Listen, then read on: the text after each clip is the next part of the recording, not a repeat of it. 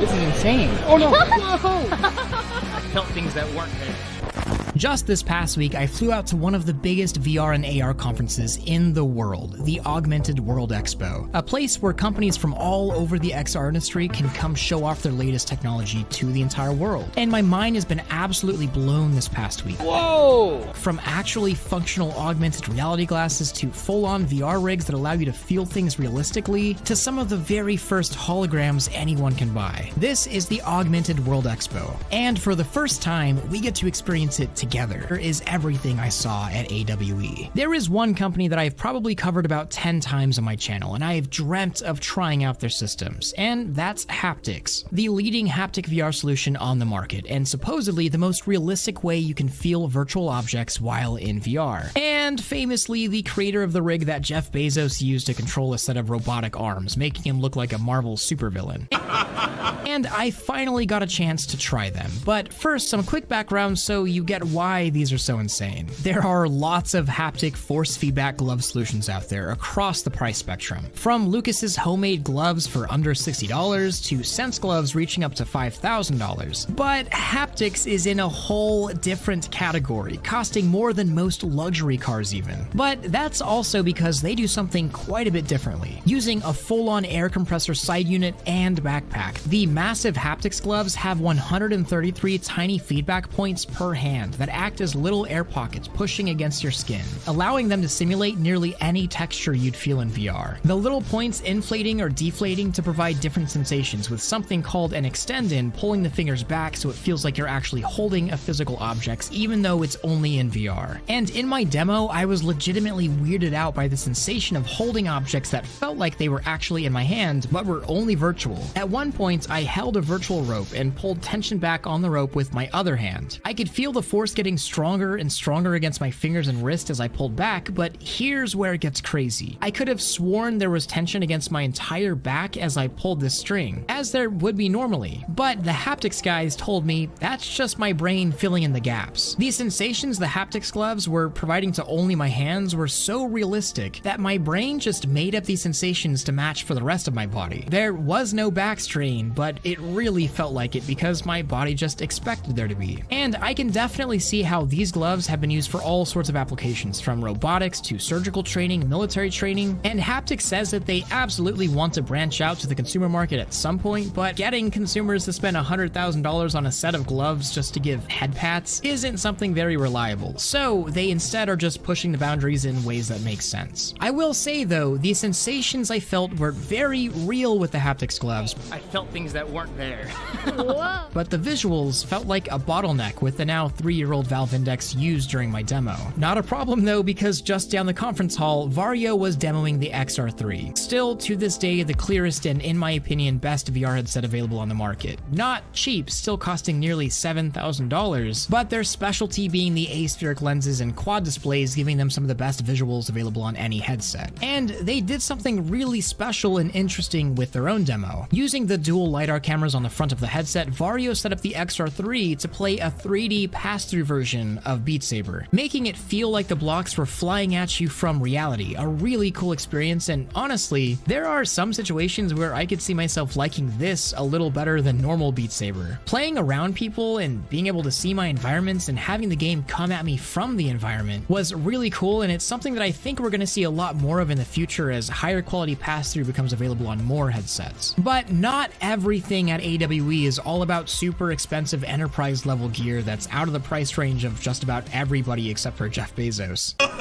I finally got a chance to try out the Lynx R1, an upcoming VR headset that is really special and set to compete directly against the Quest 2 and Meta's upcoming Cambria. And I guess I'll start with the fact that this is way more than just a VR headset, featuring an array of cameras on the front that allow for high definition, color, and low latency pass-through, making this essentially a full-on virtual reality and pass-through augmented reality headset. It's also standalone with an XR2 on board and also allows for PC VR usage. Has a flip-up display display, hand tracking with optional controllers, and interestingly enough has this crazy weird prism lens design. I wasn't sure how well it would actually look through the lenses, but it actually looks really good with a pretty wide field of view, maybe even wider than the Quest's. And I don't know exactly how they do it. I didn't get a whole lot of time with the Lynx, but I'll definitely be doing a full review video on the headset in just a couple months when Lynx officially releases. And here's the fun part. The Lynx R1 is launching next month for $599 for consumers and $1,000 for enterprise. Still not Quest 2 prices, but you do get a little more with the package without a Facebook login if that matters to you. Now we can talk about some augmented reality stuff, and this is where things get really exciting, like culturally shifting exciting. I feel like we all have this idea of AR. I know I was inspired way back when Google made its original Google Glass video, but that was almost a decade ago, and really good AR technology has just kind of been out of reach until the technology fundamentally improves. But we're getting really close, and it's not just one or two companies doing this, it's the entire industry making strides towards affordable, really good AR. We are essentially at the Google Cardboard and DK1 phase of AR, and I'll start with Qualcomm and their own big strides. At AWE, Qualcomm made a pretty big announcement for Snapdragon Spaces, an XR development platform that allows pretty much anyone with an app to integrate augmented reality features into their application using OpenXR. This could be a map overlay for a phone or a flat screen game, the map projected off screen to save screen real estate, or something way more ambitious like an app prototype, or even really easy ports of existing VR games into AR, which was actually shown here surprisingly. Demio, one of my favorite VR games, was ported using Snapdragon Spaces into a set of AR glasses that had full 6DoF control. For the first time, I was able to actually play Demio in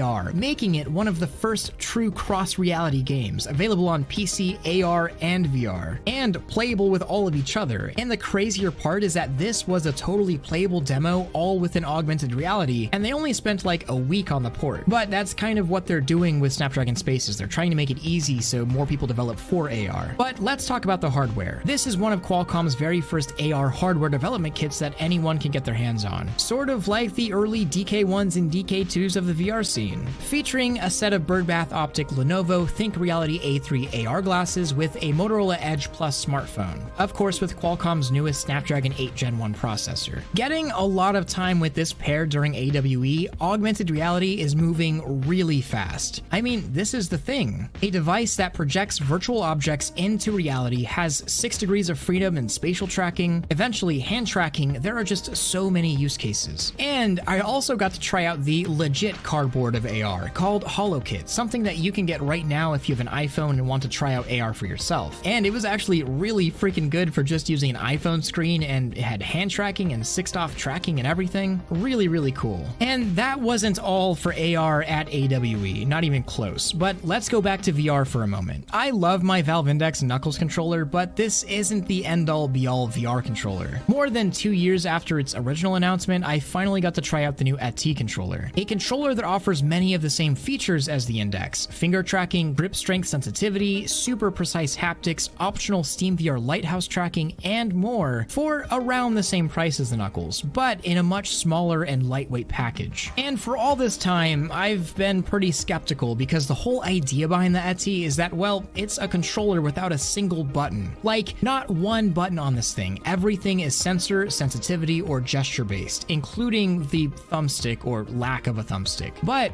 I was really surprised. Within a few minutes of using the AT, it was all very intuitive and the controller felt really good in my hands. The most surprising thing for me was the accuracy of the finger tracking. A lot of times the Index has a couple fingers that are just a little off, and this was really precise. And also, the trackpad-like finish on the top of the controller doesn't feel like a trackpad, it feels more like a weird thumbstick, but it's not a thumbstick. And for a lot of games, I'm sure that using an actual thumbstick will be a little better. But for things like VR chat, honestly, when these launch, I may make the switch to AT controllers from Knuckles because the haptic feedback, the gesture-based controls all just felt really good. Not to mention the weight and size of the controllers just being smaller, and the fact that it's SteamVR tracked makes it a pretty exciting prospect. I don't know how I'm gonna like them long term, but I was very pleasantly surprised to see that it's not only a working controller after so long, but a pretty darn good one, and it rethinks how we'd react with things in VR. But now onto my 2 absolute favorite demos from AWE. I'll start with this, the Wii Art. I've tried out VR gloves, VR suits, VR chairs, and I think this is the one that I want at my home the most wrist just to mess around with. Coming in this little box, you put 3 modules on the fingertips of your thumb, index, and middle finger. And using the built-in hand tracking on any headset, these little modules provide super realistic haptic and temperature feedback of different surfaces. For example, in the demo, they had different surfaces like leather and granite that when I ran my fingers across them, it actually felt like I was running my fingers across the grainy textures of leather and granite. It felt really realistic for a small device, and I was pretty awestruck, to be honest. I feel something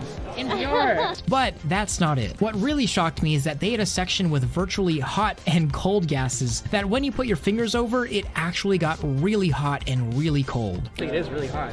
And even though only my fingers were experiencing the temperature change, it felt like my entire hand was experiencing it. Whoa! Whoa! And this still isn't cheap at around $1,000, but come on, this doesn't have to be $1,000. That's just enterprise pricing. And this is something I could easily see coming to consumers way sooner than later and for way cheaper. And after this demo, I feel like temperature is a way more immersive thing as a haptic feedback than just vibration, and it's something I really want to see more of. But now on to my other favorite thing at AWE, Tilt 5. This is really cool. Yeah. Guys, Tilt 5 is really cool. It's essentially an augmented reality gaming setup that uses some super interesting technology. But the best part is that their setup is probably the cheapest thing at AWE, directed at consumers at $359. But this isn't the typical AR setup. And something interesting is that Tilt 5 was actually the product of an ex-Valve project, and that's something I'd love to get into later on, but back onto the tech. Using 2 projectors on the glasses, an image is projected onto the playing board, then reflected back into your eyes to get a really vivid 3D, almost unbelievable picture back. And you can do all sorts of things with it. Play games, watch movies, anything. And it's kind of trippy too, because playing one of the demos, the tree line feels like it's popping out of the board by like a foot. Then you take the glasses off and you realize it's just a board. I don't know, just really cool stuff. And I can imagine how awesome it would be to play something like Demio or have a D&D campaign with a bunch of people around. Plus, another interesting thing is that using the same board, you can have one person playing one game with a set of glasses and another person playing a totally different game using the same board. I don't know, I found that really awesome, and this is something I definitely need to cover on this channel in the future. Just a few other things I found exciting at AWE to recap. The Yaw 2 chair was extremely fun. I like it a lot! And it's something I definitely want to make a video about in the future. Playing a space game with this thing was kind of crazy, and I still can't believe that you can have motion chairs in VR this good in your home. Also, 2 types of displays really shocked me. Neither one of these are VR or AR, but they're almost as interesting. One is the Leia, a near-field display, something I've talked about quite a bit, that seriously looked like it was about 3 or 4 feet deep. Yet it's not, obviously. It was actually pretty mind-boggling, but it's hard to capture on camera, and I kind of don't want to go back to a flat screen after using it. It's that good. And the Looking Glass, another pretty sweet-looking 3D hologram display, like a real hologram that you can get and display anything on. Also really sweet. And these are both 2 things that I think that we're about to see a lot more of. So this wasn't even close to everything that was at AWE. Out of the hundreds of booths, I could only talk about a dozen or so here. Otherwise, we'd have a 10-hour-long video. But what I do have to say is that the XR community is amazing, and you're a part of it too. I know that not everyone can make it out to big events like this, but at least I can share my experiences with you and show you what's coming. Because AR and VR are moving so extremely fast. It's not just Quest 2s and Resident Evil ports. There is so much more coming, and we're all a part of it, whether you're a developer or you're just watching these videos. And thank you again to Qualcomm for getting me out to AWE. I think they chose my channel for this, not because of me, but because of you guys, my awesome community. So if you're interested in developing or in AR at all, then definitely check out Snapdragon Spaces. It's actually a really cool thing.